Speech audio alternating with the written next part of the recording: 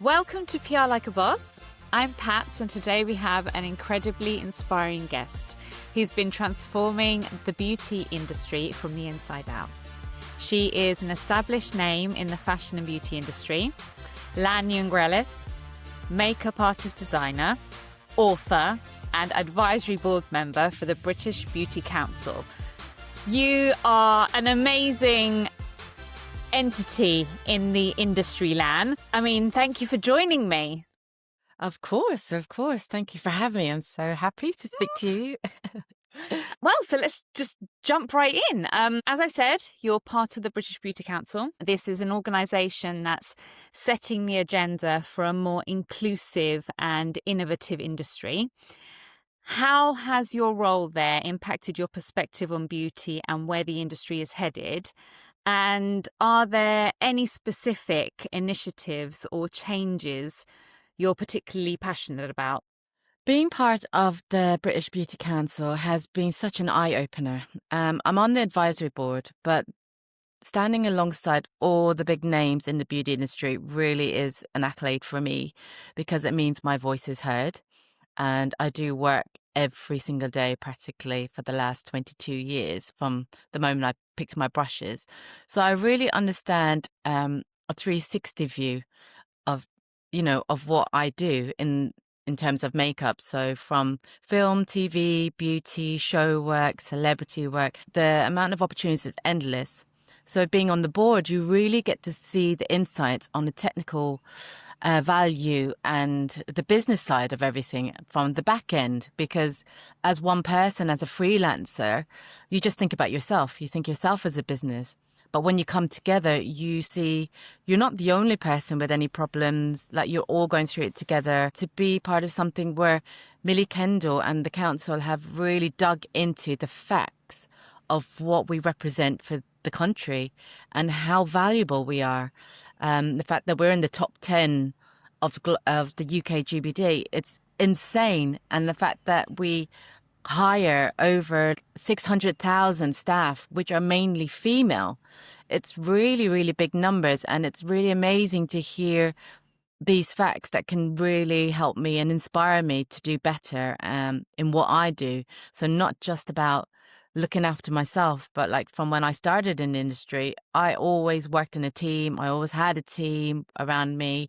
I always tried to have assistants and really value having people around. I think this industry is not a one-dimension business. It's multi-billion. I think it's like worth 27.4 billion. Don't quote me on that, but it's around that, which is what we're worth. And to think that I'm only one tiny percentage. To go into the advisory council, you really do see the big numbers and how big we are and how powerful we are. So it is very inspiring, and it really pushes me to think outside the box of how can I do better? How can I be better? And how can I involve more people and help others to do the same? Because it's not just about me anymore. It's actually a lot bigger. Yes, we have to pay the bills. We have families, we're constantly juggling on the business side, but having the support of others and listening to other people's stories really does support you and helps you elevate even further.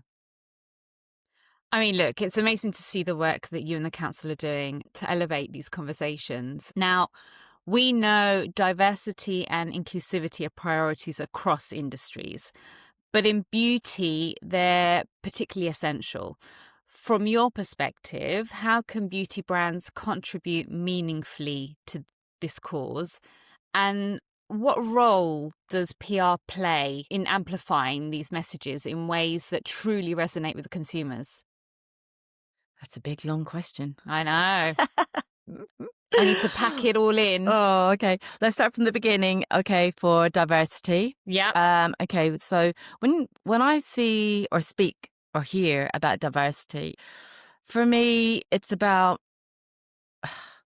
for me because it's all about talent. I've been so focused on really doing the best job I can from job to job, working with brands to people, boardrooms. I don't think about color or who I am or where I'm from, but I know it really does make who I am, if you know what I mean. From like where I've grown up in Ireland, having the support and education from school level. I was always known as just Lan. Yes, I was Irish, background is Vietnamese, but because I was more about creating such a powerful impact with my work, I didn't feel like people needed to, well, people never asked that question until later, until they saw my work and then was like, oh, actually, where did you get inspiration from? Where are you from? How did you get inspired? Those questions came afterwards because I was so focused on getting the job done, being really good at what I did. Being diverse it wasn't my forefront, like walking into job, oh, you need me because I have a different aspect. It's like, no, I walk into job, you need me because I'm really good at what I do and I can bring this perspective. Now we are more speaking about diversity and giving people opportunities. Now makes sense. Like, okay, yes, when I walked into the room, it was a percentage amount of people, you know, um, and I mean, I was lucky that I was always around a mixed community, predominantly Irish, in my background. I can count on my hand how many Asian people actually that I came across. My best friend is half Japanese, half Swedish. Um, my another best friend from the industry is from Ghana. I was always surrounded by women from different backgrounds anyway that were really good what they did. So for me, on the diversity terms and my experience, those that really elevated, executed, and were good at their job always stood out to me in my eyes. And so I would always want to collaborate and work with them. And it just so happened that we did. So my team is literally like multicultural in all aspects. In terms of the consumer and the workforce, yes, we have to speak louder. I think people are so used to just being quiet and thinking, oh, someone else will do it. But because I didn't see anyone like me, you know, I guess I pushed myself to be more vocal because I'd look around like, oh, actually, there is no one like me. If I don't do it and don't speak up, no one else will. So I'm going to have to set an example, so when people first meet me, it's like, God, Lan, you speak a lot. I'm like, um, yes, I am so passionate about what I do. But, coming from a background where what I did wasn't the norm, mhm, so I had to put that behind me, I guess, when I'm looking back in my history because of the the pressures I had and I'm sure a lot of people around my age group would have felt the same. We were all fighting for a cause, and I feel that now we have made a splash with the British Beauty Council. People are now talking about diversity. There is more conversations had, so it's easier to come out and talk about where our backgrounds are and how mhm. we can make change, because we were the ones that were experiencing it. So it's trying to debunk everything that we've been surrounded with and try and make it better. With brands, of course, brands are at the top of the chain. They have the budgets financially. They're the ones that call the shots. The PRs are also working in tandem with them. PR is very, very important for the industry. PRs are very good at what they do, very dedicated in telling the stories to the consumer and also to press. So if you think about press, is there forever. It's part of history. I really believe in editorial press. The newspaper, people are always looking, reading, taking information. And where does that come from? It comes from the PR, because makeup artists and the workers themselves are so busy working. They need someone else to voice their opinions and to get it out there, which is so important. And then that gets to the brands. Your brands can't be just one dimensional, only looking at the consumer or the big numbers. They really need to look at the storytelling, who's doing what. I feel like makeup, for example, it's oversaturated. What is happening? Brands are rediversifying, changing the story, pumping up the game with the PR. Campaigns are getting louder now. The voices are getting louder. There's such a mix of people now speaking up, which is great. But I feel that we still mustn't lose expertise, because essentially that's what it is. Our industry is the expertise because of the knowledge. And you can't buy knowledge. You can't buy experience. That's the difference. Like, as we get older, as we develop more, we learn more. This industry just doesn't stop. And the new textures, formulations, everything is getting better. So who are the ones that have access to them? The PRs, the experts, and then the consumer learn from us, because the consumers cannot take all that information in because they're not interested. They just want a product that works. And we are the ones that go through that. And there's a monetary value of that time. Like the experts need to be paid, the PRs need to be paid. Word of mouth is so essential. Referral is so essential. The industry is super, super small, but very powerful in my opinion. Oh, I think, absolutely. I yes. agree with all of that. Expertise, especially, you can't buy that. That comes over time. And I'm so glad that you've mentioned the PRs. Of course, being one myself, and I classify myself as one of the old school PRs, really, You're a dying breed. yeah, that's You're a true. We dying are a breed, dying Chitsu. breed. I mean, I can Look, count on my yeah, hand how many of you exactly. are, and it's like, Exactly. oh, And look, PR can be such a powerful tool in shaping and sharing these stories in ways that are really authentic and impactful. And there's that education piece also from, the expertise that comes with that. So now, as we look to the future, what do you see as the biggest challenges and opportunities for the beauty industry? I think we still have a long way to go for getting the value of the beauty industry out there, making sure that it is seen as a job, seen as a very big, lucrative job. Money can be made, and we all can do it together. It goes in steps. It's not just for fun. It's not just for a quick buck. It's a lot of people that have sustained a long career for decades. Like some of the top people have been doing it for nearly 35, 40 years, and they're only just scratching the surface in how much they can earn. And it's taken a long time for that. And it's not going to happen overnight. With the use of TikTok, socials, Facebook, Instagram, we're very lucky that we have that. It accelerates the voice. But what's happening is that it's getting diluted so much that now it's like, how do you value that? We value the expertise because there's a certain amount of people that can achieve the look or create the look. We value the editorial press because there's only one Vogue, one Grazia, one style. There's only one. And out of that, they choose their top people. And it's down to the history of the work of what people create. So I think that's a really big thing that we need to lean on is the press, the power of PR for one, just to raise the voices. And it's not just talking about it, it's actually taking action to show, which we're seeing with the brands that are doing well and that are sustaining a long time of success and name, like the luxury brands. Yes, people say they can't afford it, but at the end of the day, you're going to buy what's amazing and what works. So when it comes to trends, like for the future, obviously, we're looking at the AI, the use of AI technology. Again, I don't believe that, if anything, people are going to work harder to prove themselves, to show that, AI can't take the human touch away, the human feel, the opinion. Everything is factual, which is great because that's what experts are set on, like we say facts. If I say I use this product because it works, it's a fact because I've seen it work. It may not work for everyone, but it's a fact that it works for me in my jobs and on my people. And it's a fact that they can turn around and say, yes, it does work. So you need that.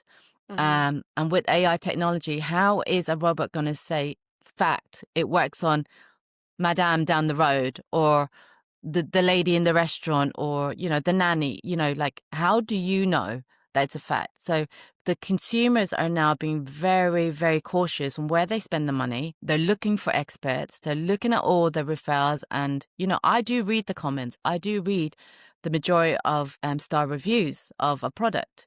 And I have bought lots of things before based on that. And then sometimes I get the product and I'm like, oh, it's absolutely rubbish. And I've been it, where it's like, that must have been paid for, or it's a robot, or it's fake. So that really pisses me off. I'm sorry. Yeah. But the amount of times I buy stuff and I'm like, oh, it looks really amazing because she said so. But then I look at the people that are saying it and it's like, well, actually, what's your credibility on saying what it is? Are you the scientist? Did you create it? No. So I think there's such confusion now on the information and how it gets there and how the consumer reads it. Yeah. We all know that television, it's very expensive to advertise, so the big brands can do that. But then you go to the shops and you buy it. A majority of people will go, yes, it's a great product. So, it may not reach everybody, but it's a great product, which is why, like, okay, that sells. That's where the money comes from. Yeah. So, yeah. I mean, look, if you could give brands one piece of advice, like for staying relevant and impactful, what would it be? I think it's not really just one thing anymore for any brand. To stay relevant, they have to listen to their audience, but also to see what's happening in, at the end of the day, it's a big circle. The creativities from the film, TV, the shows, it's all a circle, and we're all part of that circle. So the brands, even though they do the research, at the end of the day, I know they have to sell. Um, and if they want to stay ahead, the only way they're going to get ahead is actually, and to get new ideas, is to work and collaborate with the people at the forefront who are the ones that are creating those ideas and those trends and those new ways of working. They are the secret sauce, really, into finding new things, because they are the ones on the ground using the products. That's just simple as that. Yeah. If you're in a shop and you're buying a lipstick, you're buying it for yourself. You're not buying it for anyone else. Yeah. But as a brand, if you're trying to sell it to an audience, regardless of what audience, what country, and bear in mind, like, America is not the same as the UK, and it's not the same as Russia, or not the same as China.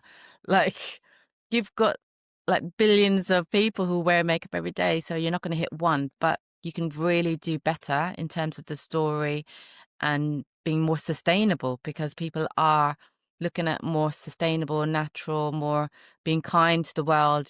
These are all impactful issues for brands, and you can see those that just come in really quickly are out just as quick, because they haven't got any substance. And I agree with the substance element of any brand. And the ones thing is that really make a change and make a difference and have that impact are the brands that really do have a sense of substance. Yeah, and the dupes are coming on now. And now that's where, I'm finding the industry so I love it, because we wouldn't generally have access to this information, and the people that really are passionate are going in for it, and the consumers are going in for it, and it's so amazing to see these amazing conversations and how everyone has to be transparent, and that's the way it should have been from the beginning if you want to make sales. Completely. I don't understand how it's become this. I don't want to say a dirty word or anything, because the beauty people have always been very kind. But I think in terms of the business model, I guess if the brands spoke up more, open up more about, the costing, the packaging, what you're paying for, then people won't think, oh, the dupe is a cheap side of this brand or that brand. And then we wouldn't have so much waste either, and it's exhausting. And I think we just have to streamline it. Yeah, it's a very noisy industry, let's put it that way. There's a lot out there. It's very crowded. Thank you so much, Lan. Those insights are invaluable, especially for brands navigating such a dynamic industry, and we know it to be a very dynamic and fast industry ourselves. I'd like to end with a little fun segment, the Industry Predictions Corner. I'd like to hear your top 3 predictions for where you see the beauty world headed, whether it's new trends or emerging tech or shifts in consumer values. What are your 3 predictions? Number 1, the customers are really going to dictate who really makes it into this industry. The consumers are really going to support those that really perform. Number 2, I think makeup is becoming more versatile in a way that people don't really care as much. They will try the trends, and I think people are opening up to do things a bit more for going out. I believe everyone is up for game because out of boredom, I think, and they can afford to. And I think the consumers are really going to be looking for more fun ways to play with makeup and experience them as well. And I think 3, retail is coming back. I think the experience going to the shop to buy is going to really take shape. I think you'll see it in the clothes shops, the retail outlets. Everything is going to have a makeover. I predict, like, in the next 5 years, we're all just going to go walk into everywhere and go, oh, I want that, I want that, I want that. So it's not going to be just Harrods or just Knightsbridge or just Selfridges. I think beauty is going to really open up the market to everyone across the country and make it more fun and more enjoyable and bring it back to what makeup is about. I love that. I feel that we have lost that in a sense, especially after the pandemic. Hmm. We're seeing lots of high street shops and department stores just literally falling to the ground. So I really hope that we do get that back, because it Yeah. was so special. Yeah. I loved going into the retailers and really experimenting. I think Sephora also have ignited that sort of Hmm. passion behind going into a retailer here in the UK. So yeah, no, I love those insights and predictions. The industry is constantly evolving, as we know, and I can't wait to see how the industry evolves further. And I Hmm. know my listeners will be just as excited to follow along. Lan, it's been an absolute pleasure having you on PR Like a Boss. Thank you so much for sharing your expertise and your vision and your knowledge and your experience with me. It's been great. Thank you so much. It's been absolutely an honor to be here with you. And to my listeners, Yeah. thank you for tuning in. Be sure to follow me for more insights from industry leaders like Lan. Until next time, keep pushing boundaries and PRing like a boss.